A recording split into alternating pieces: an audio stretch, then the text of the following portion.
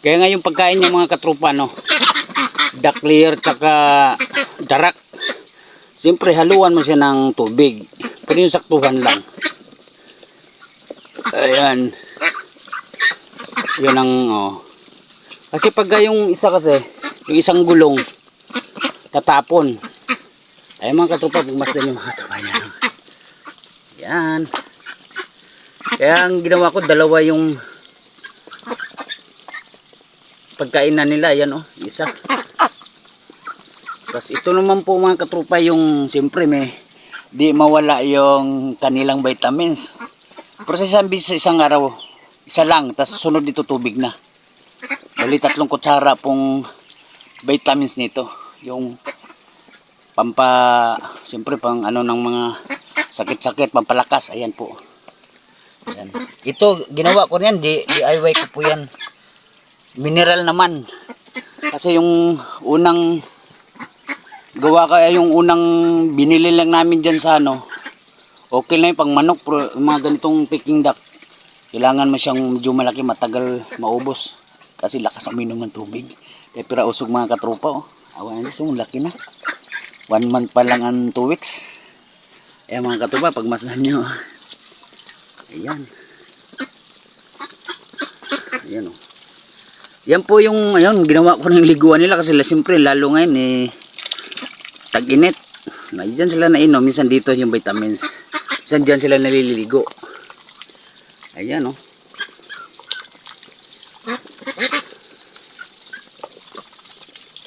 Ayan pit. Ayan, pero usog lang.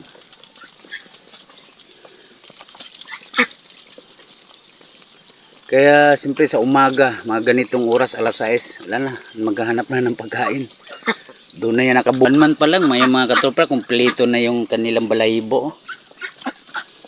Yan, inom lang. Kain, inom, yun ang, ayan.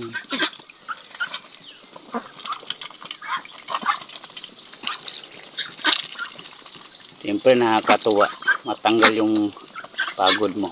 Kasi dun sa yung kainan nila katropa Kaya ginawa ko. Sabi ko gagawa tayo ng sinsan. Yan, hindi naman mabubulok yan. Matibay pa. Kasi guma. Di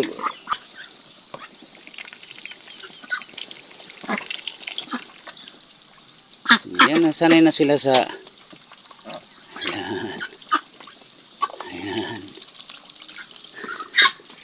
Ayan. Nagkagulo. Yan ang trabaho nila. Kaya minsan ginagawa namin mga katropa, minsan si Tatay Bicol, umaga, tanghali, hapon, yun ang papakain. Kaya mabilis lang lumaki. Mamaya maligo yan sila dyan. Nandito naman vitamins. Ito yung ginawa ko, nilagyan ko ng harang yung para minsan kasi dito naliligo Ito, makakalusot lang yung ulo nila. Ayan. Ayan na. Pit.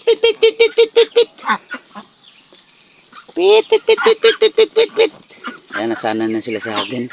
Pag tinatawag ko, pero usog lang.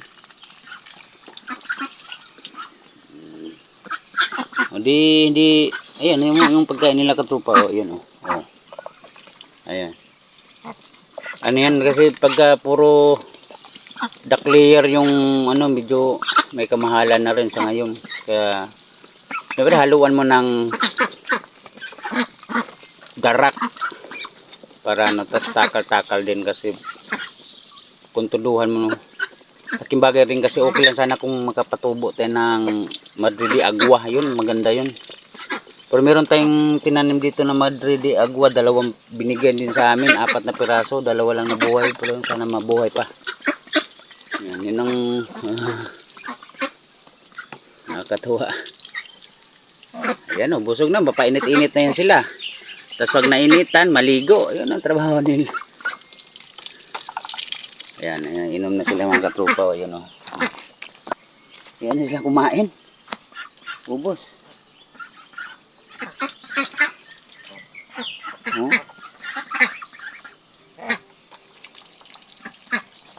Kaya yung ginawa natin okay naman. Ayan. Taon to, gulong. Okay naman. Kaya yan. Kaya yung isa pa nga, kulang pa yun. Meron pang dapat isa. Pagkagawa din ako, makakahingi tayo ng sa mga junk shop, yung mineral. Kagawa uli ako ng isa. Para kumpleto sila. Wala na, mabusog na. Busog na ating mga alaga. Ayan mga katupa. Ayan. Kaya katuwa, tanggal pagod.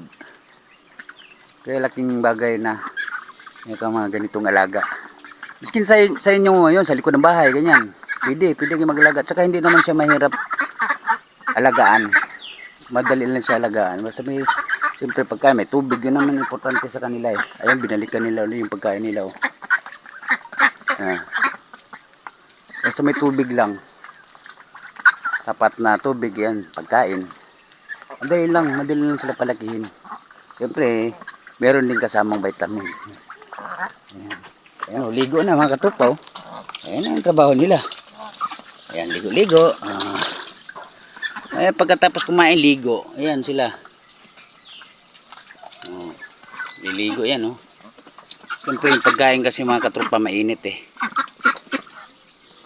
Ayan.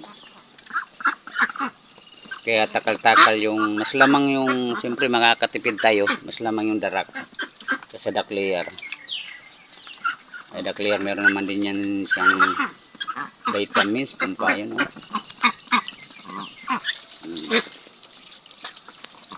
Yan, maliligo yan sila mga katupaw. Pero malulusog naman ang ating mga Peking duck. Ayan yung trabaho nila. Kaya mga katropa, pag gusto nyo mag-alaga yan, subukan itong ganitong Peking duck na to. Kasi mabilis lang lumaki. Mabilis lang siya. Siyempre, kasama ang tiyaga. Nililigo na yung mga trabaho.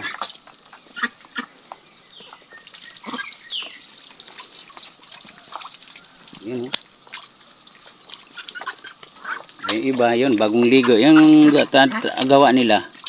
Tapos kumain, inom ng tubig. Pagka medyo ligo, yung papainit-init. Ayan, dun sa initan sila. Oh.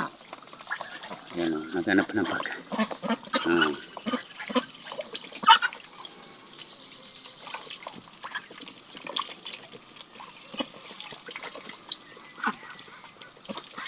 Balik-balikan nila yung pagkain na yan.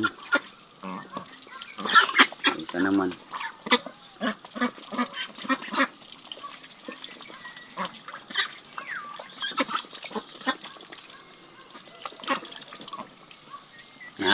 Yun, takbuhan na sila, ha. Yan, isa yung iba, oh. Nakaligo na. Hirap ulihin.